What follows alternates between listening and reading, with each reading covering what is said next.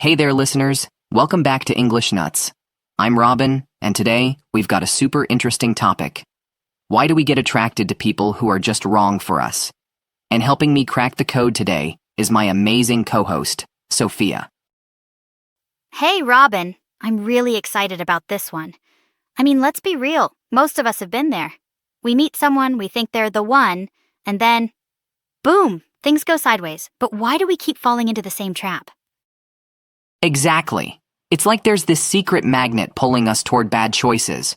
But today, we're going to figure out why that happens. Stick around, listeners. We've got a lot to dive into. So, Sophia, what do you think? Why are we drawn to the wrong people? Well, sometimes it's because the wrong person feels familiar. Maybe we've seen those behaviors before, so we think it's normal. Familiarity. It's like when you know someone's not great for you, but because it feels comfortable, you just keep going back. You know what I mean? Hey, listeners, think about someone from your past. Was there a pattern there? Yes, that's the key pattern.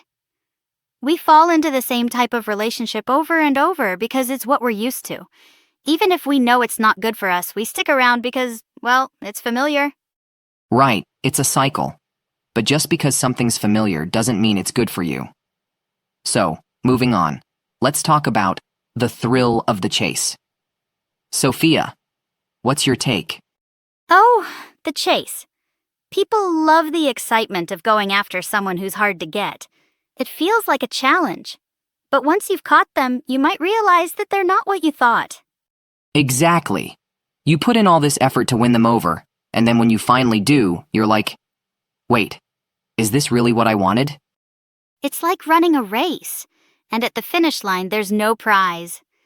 Just because someone's hard to get doesn't mean they're the right person for you. So true. So, here's a thought, listeners. Have you ever chased someone just because they were a challenge? Let us know in the comments. And sometimes we confuse fun with compatibility.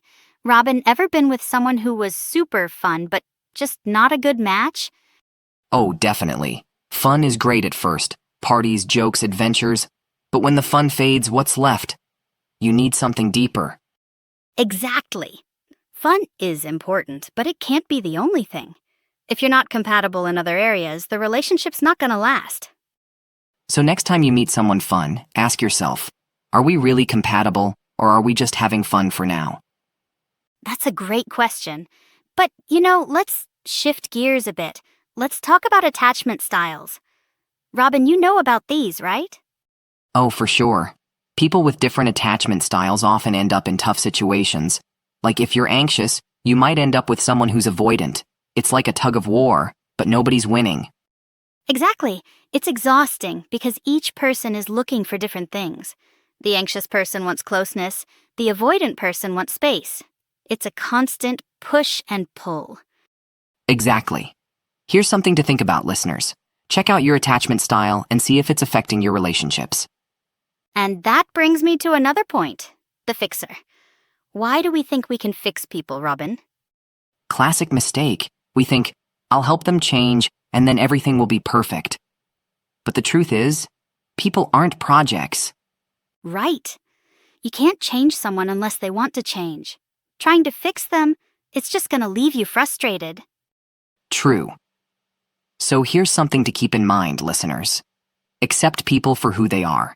If they're not right for you, don't try to change them. And speaking of frustration, let's talk about emotional unavailability. Why do we fall for people who can't commit, Robin? Oh man, it's like you're always waiting for them to open up, but they never do. You're stuck in this never-ending wait. Yes, and you keep thinking, maybe they'll change. But spoiler alert, they probably won't. If someone's emotionally unavailable from the start, it's not likely they'll change later. Exactly. So here's a challenge for you, listeners. Next time you're attracted to someone unavailable, ask yourself why. What are you hoping will change? Yes. Sometimes we also seek validation from the wrong person. It's like we think, if they like me, then I must be good enough. Precisely. But relying on someone else for validation? That's risky. You've got to believe in your own worth first. Absolutely. So, listeners, think about this. Do you seek approval from others? Or are you confident in who you are? And here's a big one. Chemistry versus compatibility. Just because you have chemistry with someone doesn't mean you're compatible, right? Totally. Chemistry's great, but if that's all there is, it won't last. You need more than just sparks for a strong relationship. True. Chemistry fades, but compatibility is what keeps things going long term. Totally. So, here's something to think about. Are you confusing chemistry with compatibility in your relationships? That's a good one, Sophia. Now, here's another classic mistake. Trying to fix someone's bad habits. Can we really change them? Nope. People only change if they want to. You can't force someone to be the person you want them to be. Exactly. It's like expecting a cat to bark. Not gonna happen. So if their habits drive you crazy now, they probably always will. So true. So here's a tip. Don't expect someone's bad habits to disappear. Either accept them or move on. Right. And now, let's talk about fear of being alone. Do you think that's why people stay with the wrong person, Sophia? Absolutely.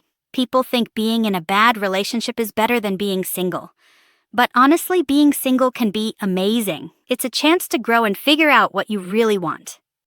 Exactly. Being alone doesn't mean being lonely. Sometimes it's the best thing for you. So, listeners, ask yourselves, are you staying in a relationship just because you're afraid of being alone? And here's a big one. Fantasy versus reality. Sophia, how often do we fall for the idea of someone instead of who they really are? Oh, all the time. We create this perfect image of someone in our heads and ignore reality. It's like living in a dream. Definitely. And when reality hits, it's a shock. So here's a challenge. Look at the person you're dating as they really are, not who you want them to be. When we don't feel good about ourselves, we attract the wrong people. It's all about low self-esteem. So true.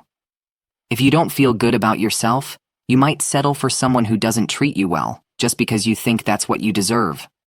Right. That's why self-love is so important. When you know your worth, you won't settle for less. So, listeners, think about this. Do you believe you deserve better? If not, why? That's such an important point. Loving yourself first is key. You can't pour from an empty cup if you don't value yourself. Exactly. And speaking of finding the right person, let's wrap this up with some final advice.